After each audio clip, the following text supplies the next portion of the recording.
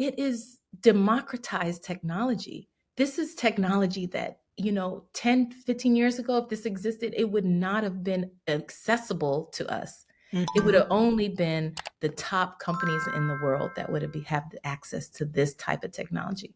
Every one of us does. And so if we stay on top of it, and I will tell you, I feel like as Black business owners, we need to stay on top of it. Mm-hmm. Because that harm that we are talking about, that harm is going to probably be targeted our businesses. And so if we can understand how to um, be resilient, we can understand how to fight back, we can understand how to take over in spaces where others have been negligent or have ignored, that is where we have the ability to grow, succeed, be independent and successful. You're listening to the Black to Business Podcast, an educational podcast providing Black entrepreneurs with the tools and resources to start and grow their businesses. We chat with vetted Black entrepreneurs, thought leaders, and business owners as they provide tips and resources to help take your business to the next level. I'm your host, Monique T. Marshall. Hey there, and welcome to the Black to Business Podcast. I am your host, Monique T. Marshall. So let's talk about the elephant in the room. AI is everywhere, from social media captions to customer service chats to the way major corporations are cutting costs and speeding up production. And if you're a small business owner, it can feel like you're already behind before you even start.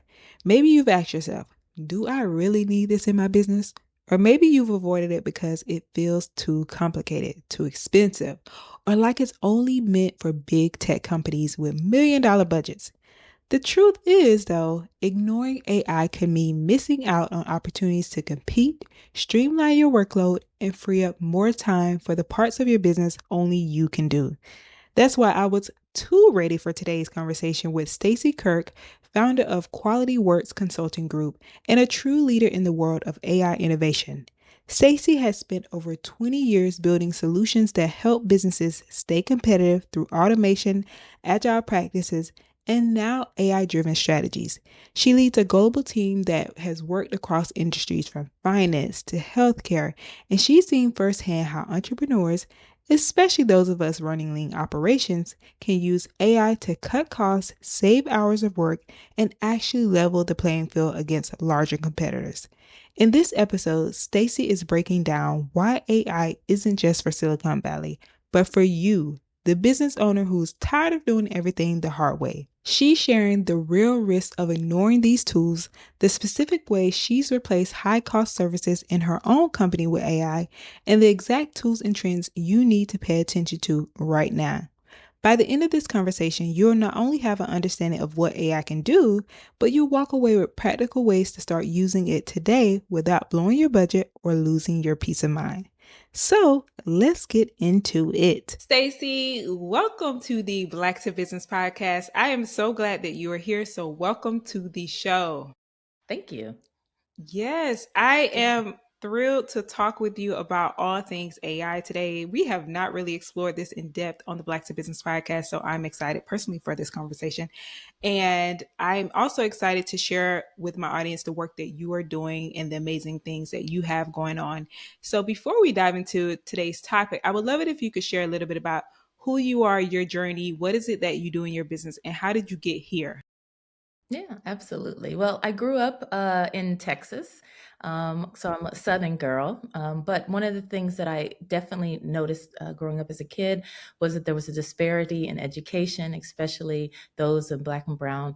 And so I went to Stanford. I studied computer science, and I minored. They don't have minors, but I took all my electives in education. And so I've had this passion throughout my career of how do we continue to educate and how does technology play a part in it? I went very quickly into management. I spent 10 years in leadership technology in Silicon Valley and Southern California, with especially around software quality and automation. And so in 2010, I decided to start my own business. And it's been 15 years of being an entrepreneur. QualityWorks Consulting Group is a group of consultants all around the country. And we have a nearshore office in Jamaica that has been around for 10 years. Such a phenomenal story. And of course, we are dealing with a vet, someone who is have the expertise on today's topic. So I'm excited that you are here. And I want to dive into today's conversation, which is really about why business owners cannot ignore AI and some of the trends and tools to look out for. So we like to break it down on the Black to Business podcast for those who might not really understand what AI is. Let's start there. So, Stacy, what is AI in your own words? Well, the way I simply state it is AI is an opportunity for augmented intelligence. So instead of AI being artificial intelligence, you can think of it as an augment and an opportunity to augment your intelligence, your team's intelligence. And the big question, though, is it's an opportunity for who? And so hopefully, with some of the feedback I give, it'll be an opportunity for the listeners as well. Yes, certainly. Because today, that's all I hear about. And I'm like, okay, this is the thing that Black to Business audience needs to be up to date on and what's happening. And it's just like it's everywhere. So, how is AI, do you feel, already reshaping industries, even for business owners who think they're not in tech? Yeah, yeah. Well, I talk to business owners every day. Hmm. That's the people that we help in advancing how they use technology. And I'll say that it's split 50-50. Some people are really excited about it. They want to learn as much as they can. Whatever they learn, they're ready to see how they can actually apply it. And then the other 50 are not willing to embrace it yet, mainly because as business owners, we don't have a lot of time. Our time is our gold, and it seems overwhelming to a lot of people, like, how do I get started with it? And when you don't understand something, other feelings come, fear, disdain, confusion, distrust. And so the feelings that I get from a lot of entrepreneurs and business owners is like, hey, I'm not doing, I don't trust it, we don't need it. But it's reshaping every industry. My company works across multiple industries: finance, insurance, entertainment, healthcare. There's not one that isn't being touched right now. I'll say maybe if you're a skilled trade worker or you're an emergency response, those haven't been as impacted. But it's everywhere, and it is here for non-tech more so than tech, because we still do need our engineers to continue to give the next versions of AI. Hmm. You mentioned a great point about a lot of people feeling like I don't want to take that risk and learn the things, or I'm just going to bury my head in the sand. And I really want to open up this conversation with you're explaining to us what it is, why it's important, but also why we can't ignore it as business owners. So I think about the competitive risk. So, what competitive risks do business owners face if they ignore AI? Yeah. Well, I was reading an article last week about the consulting industry. That's my industry, and the leading consulting firm for a very long time has been McKinsey, and they're talking about their need to shift the way that they work and their entire business model, um, and that they were building agents, AI agents, which I'll kind of talk a little bit more about. But they said that there is a likelihood that for every consultant that they have, there will be an agent that will augment that consultant's work. And so, as we think about our businesses, um, we have to begin to think, like, what part of what we deliver in terms of value to our customers are we could be switched and changed into an AI agent. And I think it's part of the understanding of education that allows you to know, oh no, they can do this. So there is a risk because, and I'll be very honest, as a small business, I think AI, if we leverage it correctly, small businesses will have an opportunity to compete with the largest companies in the world. It is exciting for me, but it also requires us to not ignore it. And so when it comes to that the risk, that same risk that we have as small business owners, the large organizations have it as well. And so we definitely have to figure out our strategy in terms of how we augment our business or even go further, because smaller companies can move faster than largers many times to kind of get ahead of these risks. Mm. Okay, so many great things. One, I love that you talk about how this can allow small businesses to really get ahead of the game as well, because I feel like a lot of people think, okay, this is just reserved for these big tech companies. It's not for me as a small player. And you're saying like, no, it's the possibility that's there. And so I want to talk more so about that as well, because what do you say to a business owner who does have, because in business you deal with those mental blocks and you're thinking, what do you say to a business owner who might be saying now, this AI is only beneficial to the big tech companies? Well, I'll give an example of my company. Mm-hmm. Um, and I definitely don't want to incite people to not use these type of companies. But at the end of the day, we have to make margins, we have to make profits, we have to cut costs. And so, in terms of the people that I need as a small business to be able to be competitive, I had a marketing company, I had a copywriter, and I had a grant proposal writer on staff. They're very expensive. My copywriter, now I use AI to do my copy. And it allows me to brainstorm. And for marketing, we use a lot of AI to help with our marketing and the wording we need, the SEO that we need. How do we bring across a message properly? That was things that, and article creation. So we do create our own articles. It is good content from us, but there's always a way to design to present it that was very costly. We're engineers. I'll just say I'm a nerd. I hide it well. Not everyone on my team does. Right. And so when we write articles, it can be very thick for a business owner to read. And so being able to create the right type of articles is very expensive. I was spending 40 to $100,000 a year on those services. And as a small Mm-hmm. business, that's, costly amount. And now AI has allowed me to do that for a fraction of that cost. And then it just opens up my opportunity to hire more people, hire more number twos and number threes so that I don't have to work 100 hours a week. So that's kind of some of the quick win value. I love that you give the example of how it's also working for you personally in your business. And it also makes me think about how even using AI to change the way that business handle and store data. So how do you say that there are some ways that you've seen and also how business owners can use AI to handle and store and also collect data? Yeah. Well, data is become the new gold. It used to be oil, right? Now it's data. We built a platform that I'm really excited about for the Eaton wildfires here in Los Angeles earlier this year.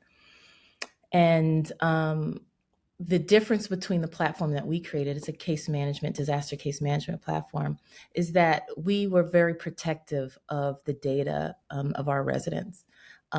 And then what we realized is that there's a lot of organizations that come in with under the guise of support and help, but they really just want that data because it's so important. Mm-hmm. And they're like, "Come, share your data. It's going to help you. It's going to." And I'm like, So I've realized that data is critical. And so what I tell entrepreneurs is you don't have to have this massive database. You can use Google Sheets or Excel, or just store it in paper. I have for the import of the data we did for that client, a lot of stuff was written on paper, and we scanned it. And AI is so good that it can take a scan of a paper, parse and Mm-hmm. pull that information, and put it into an organized way where eventually it can be in a database for use for a strategy for collecting and understanding how you better want to serve your clients. So, what I'll say is keep your data, make sure you understand that um, many parts of AI are going to be easy now, but data will not be easy. Even now, a lot of the larger AI companies are running out of data to use, and so they trained on everything. Like, what do they continue to Yeah. train to get better? And it's our data. So as we work with our clients, getting that additional information, understanding our clients, capturing that anyway, you can do it. you can use like Otter AI or one of the Mm-hmm. AI meeting note takers, which is amazing as well because you get these note takers, and I go back after the meeting, and the transcript is there, and you can use a transcript to help you build proposals, but you can Yes. also use it to help you really build a better relationship management database. I'll go in there and go, tell me what my client likes, what my client doesn't like, put it into a CSV format so I can put it into a spreadsheet so that I can make sure that I always bring that up in the future. So any way you can save it using it, meeting notes, papers, spreadsheets is going to be critical because that's what your AI is going to use to be even more intelligent for you. You can see I get excited about data. Yes, I love it. I love it. It's like, okay, these are all the things. And I love that you share like the approach because people think, oh, I can't write it down. It's so that's so data. I need to type up everything. And you're saying, no, these tools will help you actually translate what you've written into Yeah, or additional voice stuff. memo. Like if you have Yes. an Android, that's been there for a while. The newer, Mm-hmm. later iOS update, you can do a voice memo, and it just records everything to transcripts. So Yeah. um, I tell people there's not much excuse for you to be able to. Of course, you have to ask, "Can I record?" And is Yeah. that safe? And for ethics and privacy, but whatever is possible, it's now made it a lot easier for us.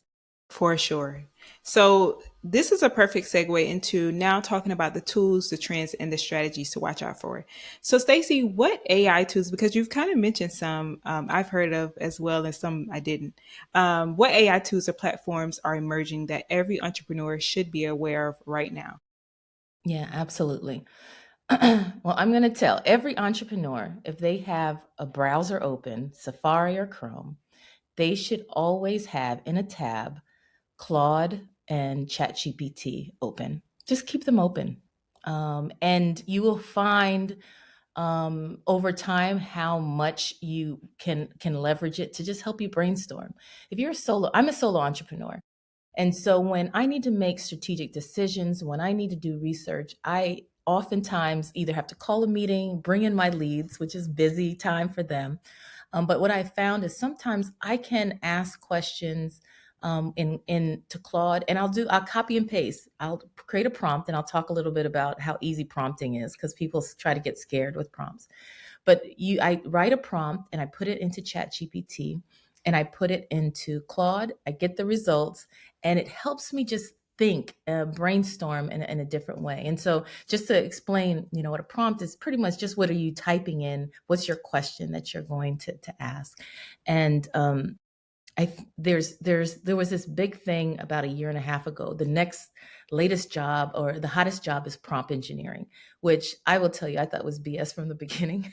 I don't Mm, know. I like to be controversial. That makes a good podcast, right? it is. I was just like, the last thing we're going to need is someone to learn how to write in a prompt when AI is advancing this quickly. People on my team have learned all the different ways you can write a prompt with Mm-hmm. these different fields and all this semantics. I don't do any of that. I just talk to it like I'm talking to you, Monique. I just say, Mm-hmm. listen, I just got off a phone with a client that has asked for this, and I am wondering, should I go this way, that way? What are some of the options? What's out there? And I talk to it as much as like a human as possible, knowing that it's not.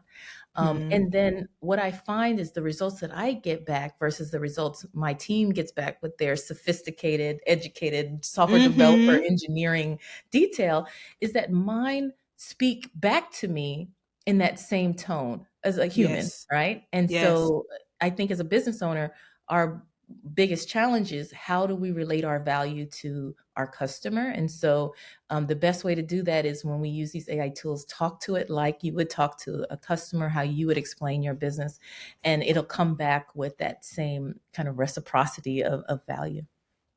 So I didn't give you all the tools. That's Claude, ChatGPT, Gemini. I like them for their images. So sometimes with Okay. your social media, you say I want a photorealistic image. I think those are good. Canva has got a lot of additional add-on tools that come with a paid version that will generate social media ads for you, will generate images, will clean up images. So I definitely, if you have Canva, continue to use Canva. I use Grammarly. I have it on for all my staff. Like, we're going to send emails in this day and age. They better not have typos, right? So Yes. we have the Grammarly add-ons. For lead generation, we use something called Seamless AI. We hook it in with LinkedIn Sales Navigator. It pulls down all of the type of clients we're trying to reach, and it goes out and finds all their information, all their Mm-hmm. information. Lovingly That's stalking. a little stocking. 11 Labs, we do videos. We use 11 Labs for their voices, the voiceovers of the videos. I have a AI version of my voice, which I think is pretty Yeah. good. I don't know. Some of my staff is like, I don't know if it sounds like you, but I think it's important for us to be able to, as owners, to be leaders in our field, to be able to share our expertise.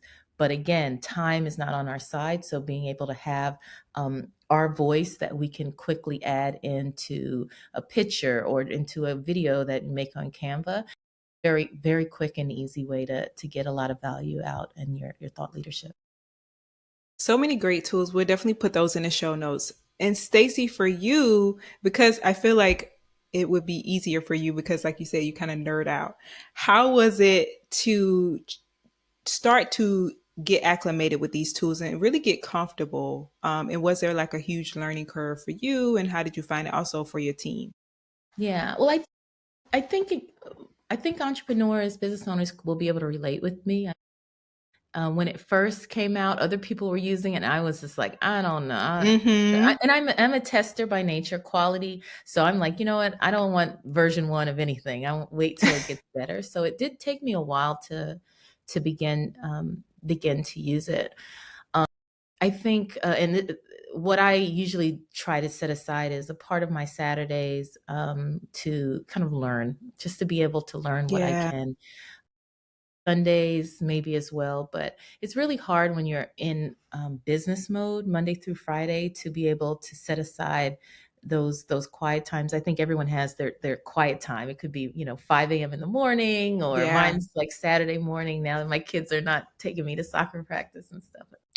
What I do is I find, and this is my recommendation, even when we talk holistically about like how do you get a strategy for AI, is Mm-hmm. find a very small problem or challenge and see what AI can do with it. So I just planned a party for one of my friends, and I created an Instagram for the party. And I was like, I don't have time for content, but I want to get people so excited. So I did everything with AI. And so just very, very simple. Like, I want to see people in their 50s playing in a pool, with their fancy dresses on, right? And I get Mm. this fun image, and I go, "Oh, this is pretty cool." So I think um I don't think anyone can keep up with all the things that AI can do. It's just impossible.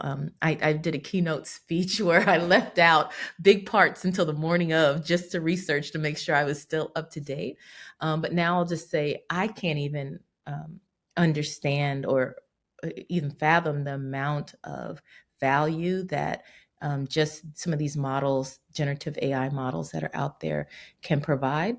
It's just, you got to try it and see what it can Yeah. do. And I'll give another example because I think examples help. I was on a call with my business development team, and we had missed a call for an RFP, and but they listed out everyone that attended, their name and their email, but it was a government, so it wasn't clean. It was just Mm-hmm. like, they just typed whatever. It was a mess. And so I just took that PDF, and I said, listen, we've got to reach out to these people because we want to partner with them. There's like 200 people on here, and it's all a mess. Like, this is going to take forever to get this into our CRM and to actually send these emails. But then I went to ChatGPT, and I attached the PDF, and I said, can you organize this? I need first name, last name, company, email. I need it in a CSV, and voila, like 1 minute, which would have taken us a whole week. Wow.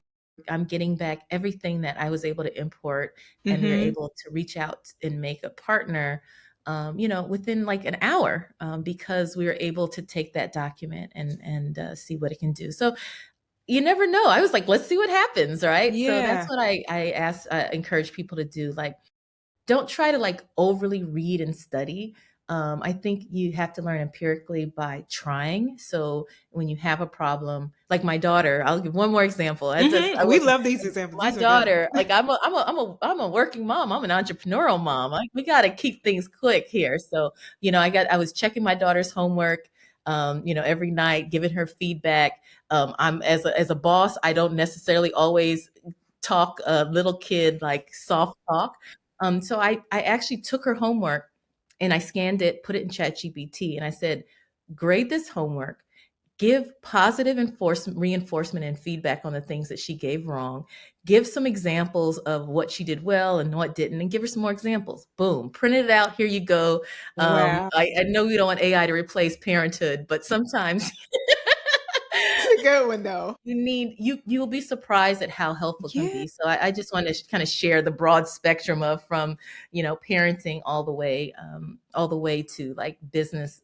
I love those examples because it shows the multiple ways that you can use AI. And oftentimes I feel like that is great for entrepreneurs to hear because I feel like AI is still kind of so new. And a lot of times in entrepreneurship, I feel like some people deal with this has to be done this way and it's only one way. So there are multiple ways you can utilize the tools. And then, so that's a great example.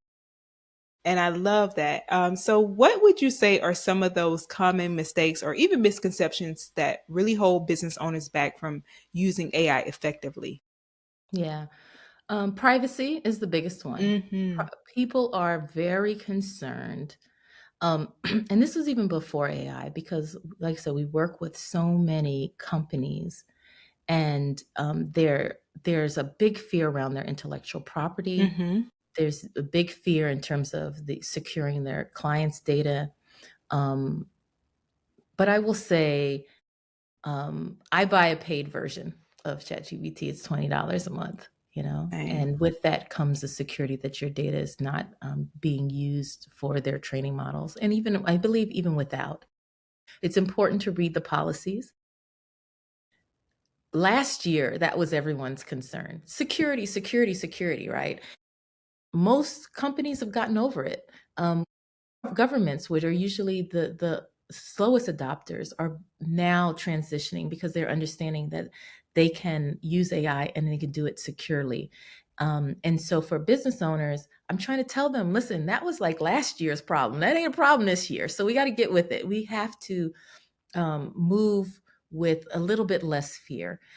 Intellectual property is great, but I will tell you, it is not just the IP that makes people successful. And a lot of people come to me and they'll be like, "Hey, I got a great idea, Stacy," because we build applications, world class enterprise applications, and they'll come to me like, "I've got an idea.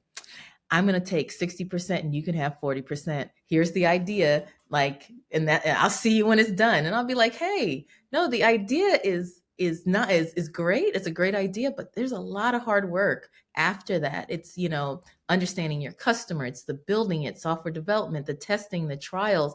Like, that's the meat of it." And so, I tell people, like, don't be so scared that AI is going to consume your idea, because it cannot replace all of the amazing things that you do as an entrepreneur and business owner to really have high customer satisfaction and continue to grow and scale your business. I certainly agree. I agree with that. And so we've talked about one, understanding AI and what it is. And then we've also talked about the tools and resources and strategies. Now I want to talk about getting started, but also getting ahead. So, Mm, Stacy, how can business owners identify AI solutions that directly support their specific goals? yeah, absolutely. I'll tell you, I spoke on a panel over about a year ago, and it was in a room full of leaders in software testing. And someone asked, like, I just AI does this, AI does that. I don't know which one do I choose. How do I start to choose what technology to use? And I reminded them that it really starts with your problem. your problems. Like, what are you doing, especially that are outside of your niche? Like I said, I'm a tech company and I'm spending a lot of money on marketing, right? That's something that's external to what I do. And I think in terms of supporting their specific goals, it's like, what goals are you trying to reach this next year? Do you want to scale your business by 25%? Do you want to bring in additional revenue? Like, what are those goals? And then kind of work back from there to say, is it profitability? Is there a way where I can compress, I can reduce my costs? If I want to grow revenue, is there a tool that I can create that I can offer to my clients as an add-on that will give me, some additional revenue? I think the other challenge that people have is that they try to solve something enormous initially, and a lot of the AI projects that um, kicked off last year have failed. It has not been an overwhelmingly successful initiative for large businesses as of yet. And I think it's because they want to solve something enormous. And what I'm encouraging people to do is to start with something small. I started with my copy editor. That was one role where Mm-hmm. I was just like, you got to wait for the copy editor 2, 3 days, and Right. we're all engineers, so we're not the best with words. And I said, let me start with that. Can I replace that? And then it was like, okay, grant writing or proposal, RFP writing. Mm-hmm. That's a big one. It's costly, it's time consuming. I can't apply for more than one or two RFPs a month because of how much time it takes. Right. Let me see if AI can help with that. And so those are ways where I'd say find your pain point, something that's really hard but maybe could be very simple example of a win, and then you free up more time. And I'll tell you, this is the first year in 15 years where people are like, "Are you working?"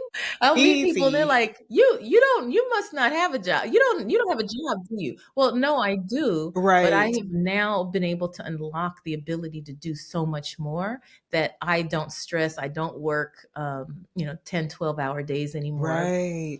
And it's great. I actually have like work-life balance, which is Mm-hmm. which is what I hope for most business owners. That is so good. That is so good because people are like, okay, how can I get more time? Which the brings me to my next question about this idea of making sure that you're not creating more work for yourself. So, Stacy, what are some of those steps that AI adoption, when you are doing this, ensures that it actually increases efficiency rather than just creating more work? Yeah. It starts with your baseline. Mm-hmm. A lot of people will say, "Hey, if you do this, use AI, you're going to save like so much money and so much time." And they just get started with that. Well, that is not a metric you can rely on. Right. So much money and so much time. And so you have to measure and you have to baseline. Um, to give an example, right now I'll use one. Like, in order for my team to go through and test an entire suite of scenarios a customer may use a product with, it would take, let's say, 40 hours for them to do, right? Many people don't know that. You don't know, like, how long does it take for your employee or for you or for one of your vendors to do this, and how much does it cost? You have to know the time and you have to know the cost. And then you have to set a realistic improvement goal. It took 40 hours.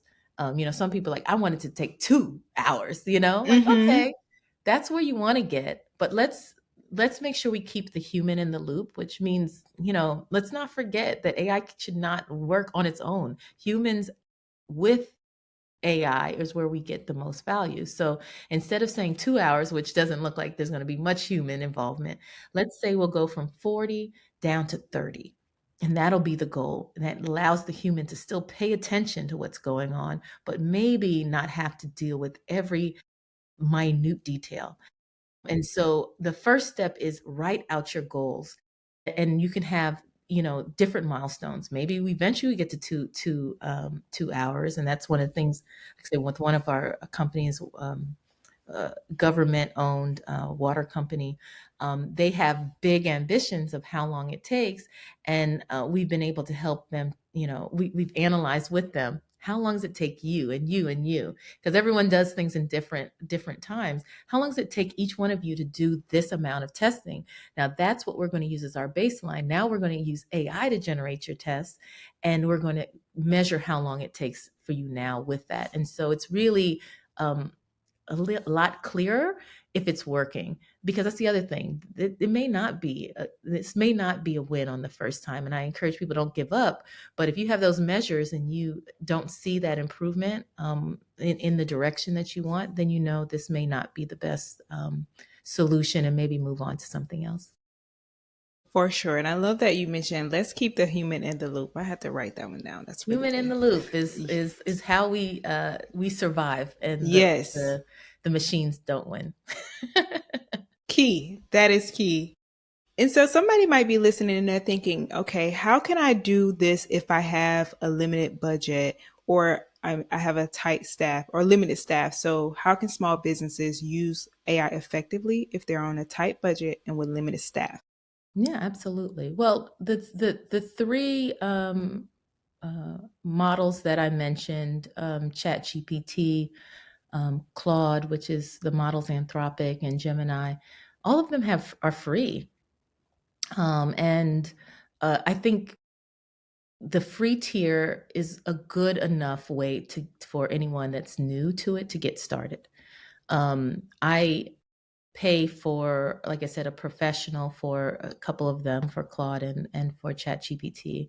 And it's good because I can do some additional things, but even without them, I'm able to get almost 80% of the same value. And so without any money, all you have to do is open your browser, register, and you can begin to use it. Um, I met with someone last week who was an older gentleman with, you know, I don't know, maybe 40 years of experience in the industry, and wants to guide business owners. And he wanted to create a website. And I don't know, some friend of a friend gave him some ideas, and they put together a website on Lovable, which is also a really great app, AI app for I just creating heard and about designing. that. Yeah, Lovable is hot. Yeah. Can design a whole web application based on just your ideas that you share. But what he didn't have was the flow that you need for a website. I was like, you don't have your hero's journey. You're not talking to, there's certain things that marketing people know that I didn't know. I was trained by my marketing team on all of this. And so what I did is I recorded him. I was like, tell me what you want to do. I recorded it. I pasted in the transcript into ChatGPT, and I said, build a site using the best practices of how you build a site. And it gave us everything we needed, all the content, all of the best practices, the SEO, the things that you need and that's so what you need to get attraction in the search engine. And so all of that free. And so that's where I think people should start. And when they're ready to do something more advanced, there's lots of organizations like mine that meet with owners and help them to really strategize a longer term, larger AI strategy. So good. And I finally want to talk about how do we utilize these things safely and ethically. So, how can entrepreneurs align AI use with their company's values and also their long term vision? Yeah, absolutely. Well, I think it's important to start with an AI policy. Now, you Mhm. may not know, well, what is an AI policy? What is What an do I AI put in policy? it? My answer is ChatGPT or Claude will help you with that, right? But say, start with, hey, here's I'll tell you what I would do, right? Okay. I'm going in, I'm creating a prompt, and it's going to say, here's my company mission, here's my company values, here's my long term vision.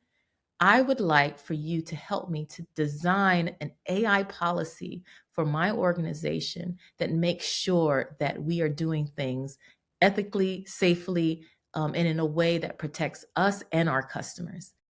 Generate, right? There's not a generate Hmm. button, but if there was, click, right? And read it. And this is the problem, though, that I will tell you, more than 50% of the people that are using AI, and I'll say this is the younger generation, right? These are the Hmm. Gen Zers. Um, more, maybe more so than ever, or maybe some of the millennials on that side. Some people don't read it. They just copy and paste, put it on their website, and be like, done, right? This is Um, true. so you have to read it because there is something called hallucinations, which is kind of just what it sounds like. AI will hallucinate. You could have said all that, and it'll be like Disney World is 50 miles away. And you'd be like, "What are you talking about?" Right? So you have to read it. But where I think you get the greatest benefit is, again, using that word human in the loop, looking at that and then saying back to AI, we are too small for needing this whole governance that you just mentioned.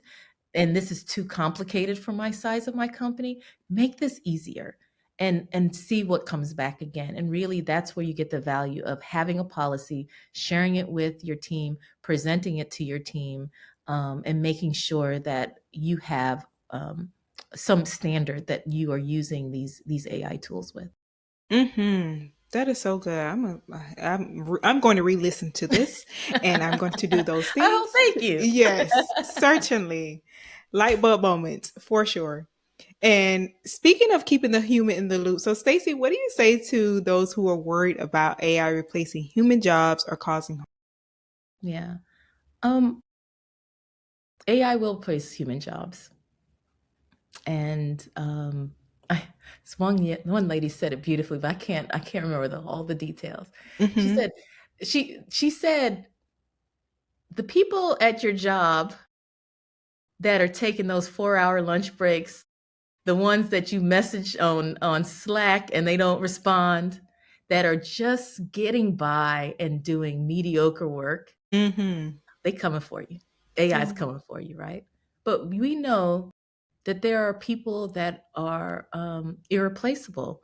They have made themselves so valuable to the company because of their critical thinking, their yes. empathy, their leadership. And those jobs are here to stay and probably even in more demand. So I do think, and business owners, we were that top tier, right? That's why we were like, you know Mm-hmm. what, we got to get out of here. We've given all our good stuff to the corporate America. So I feel like we just have to encourage, for me, it's encouraging my staff to understand that not all of you may be needed in 5 years. So you really have to understand what is your value that augments AI that will make you stay and be here to stay. So I think that is in terms of the jobs.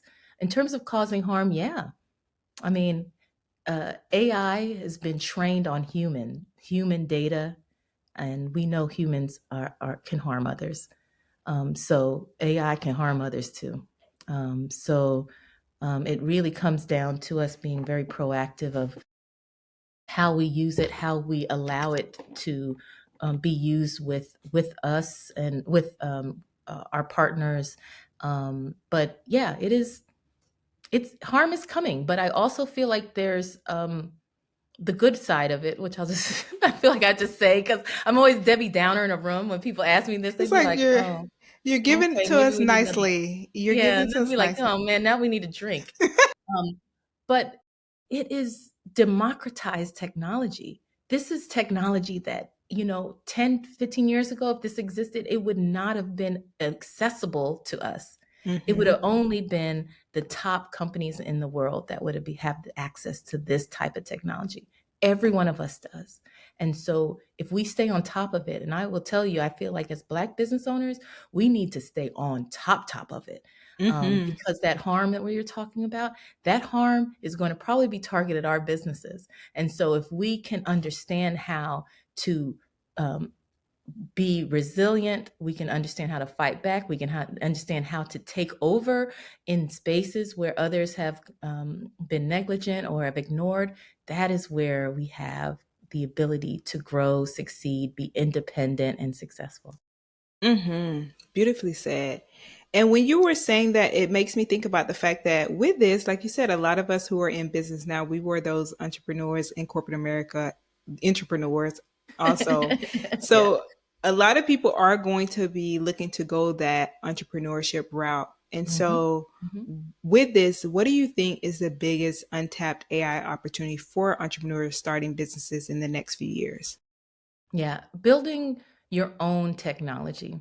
Hmm. I think well, I'll just tell you the I told you about the platform we created for the LA wildfires. That platform, Hmm. if we didn't leverage AI, would have normally taken 3 to 6 months. That would have been for any development agency to build the amount of features and technology that we put into 2 weeks. So in 2 weeks, we did 3 to 6 months worth of work, and because of the disaster, it required rapid response, and we were able to build it. So if you're an entrepreneur now, and let's say it's just you, you would have had to have an entire development team to maybe create a technology that you want to sell, or you want to expand your own service offering. And now those can be done in like 2 to 3 weeks.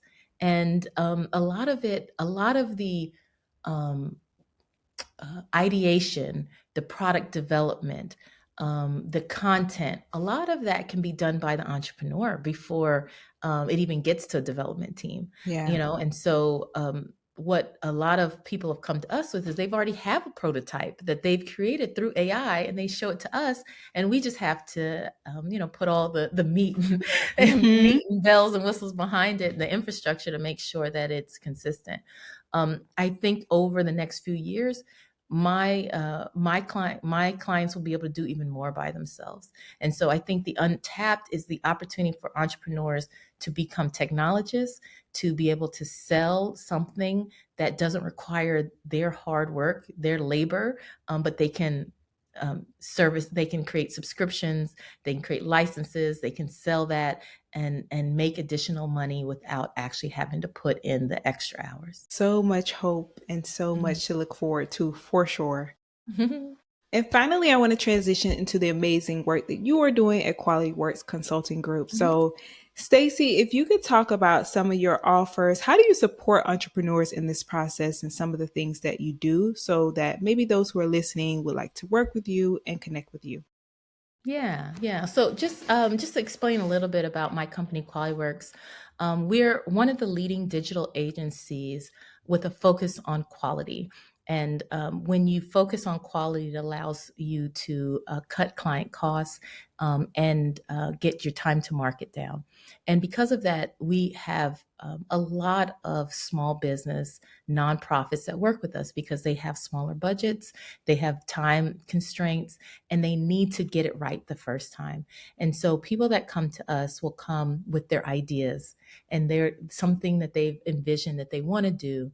They just don't have a chief technical officer, they don't have a technical advisor, they don't have the ability to build something with someone that they trust. And so a lot of people that come to us because they know that I've built a company that is based on hiring and supporting and training those that have often not gotten an opportunity to shine. One of the reasons why I expanded to Jamaica and gave opportunity in a country where software developers did not get much opportunity. And those developers have been with me 10 years. They are leading experts in the world now. They speak. I have someone in 2 months being flown to Germany to speak at one of the largest conferences from Jamaica. And Amazing. so they see that my investment in the way I deliver technology goes back to what I said around education, which is I'm here to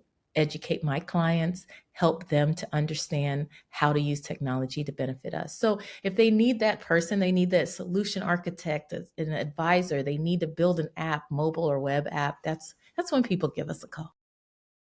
Love that. And do you have any go to method for staying up to date on the AI trends? Yeah. Well, I have a great mentor in Derek Johnson who has worked in corporate America. He's worked for some of the leading AI companies, and now has his own tool to help connect vendors to opportunities in procurement. And he's an AI expert that I talk with often. But I also find that to keep up to date, I really tap into my network. And I think any Hmm. successful entrepreneur knows that, without your network, that impacts your net worth, right? So I am always talking with people that I think have a perspective on AI that could be extremely valuable to my perspective. And what you'll find is, like, people will talk to you. Hey, I'd love to sit down. I know you're the CIO. I just met with the CIO of like some of the major Fortune 100 companies. And I was like, hey, I'd just like to sit down to share with you what I'm doing in AI and just see it's your perspective. I know you're working with these products, and people are happy to talk about it and give their perspective. And every time you have a meeting with them, you learn a little bit more, a little more nugget to add to your point of view. I like that you share that because it's about asking for help and also reaching out to people. I think sometimes that can be a lost art. Mhm. And we also have a lot of entrepreneurs who are just starting out. So, Stacey, what advice would you give to someone who is in their first year of business? Yeah, that's a good one. I have so much advice. I'll give that entrepreneur the advice I gave myself. Mhm. Don't give up on yourself. Mm. And it will be hard, and there will be days when you question your own sanity of why you got started or why the world is so tough on you right now. But uh, I will tell you that QualityWorks is my second business. When I was in my early 20s, I started another artist management business, random from what I'm doing now. And I quit. I ran out of money. But I told myself that the next time around, I wouldn't quit on myself. If I ran out of money, I'll find some money somewhere else. Right. I And love I that. would take the time to really plan what I wanted to do with my business. I didn't have a good business plan then the first time. So the second time around, I made sure I had a business plan that I executed on. And I, again, using your network, I was shocked at how many people that helped me. I made an investment in opening an office in Jamaica.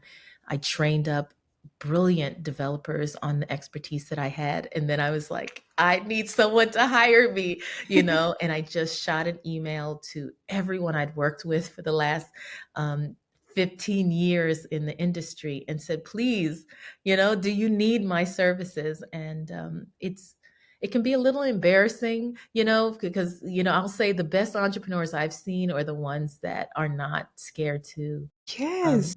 um, to be embarrassed. And there's some people that I used to look at and be like, you look kind of, I judge Yes. them, I'll just say. And they're billionaires now, right? Or Hmm. they're Hmm. hunting, so I learned my lesson. Like, it's okay to grovel, it's okay to ask, grovel, have with respect, but it's okay to ask, and good things will come out of it. I agree. That is so encouraging and motivating. And my final question is, what does it mean to you to be Black in business? It's oh, good question. um I'll say I wear it as a crown. It is I will put the nuance of Black in business in America, which is very different because I have a business here and in Jamaica. I will tell you, it is very different.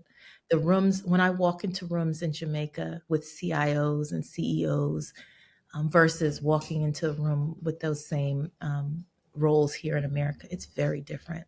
And so I I for me it means that I'm walking with the crown of, Mm-hmm. because what it takes to do that, and to make sure that you are not pigeonholed into being a good Black business, but you are Mm-hmm. known for being a good business, Mm-hmm. requires an extra level on top of everything else all other business owners have to do.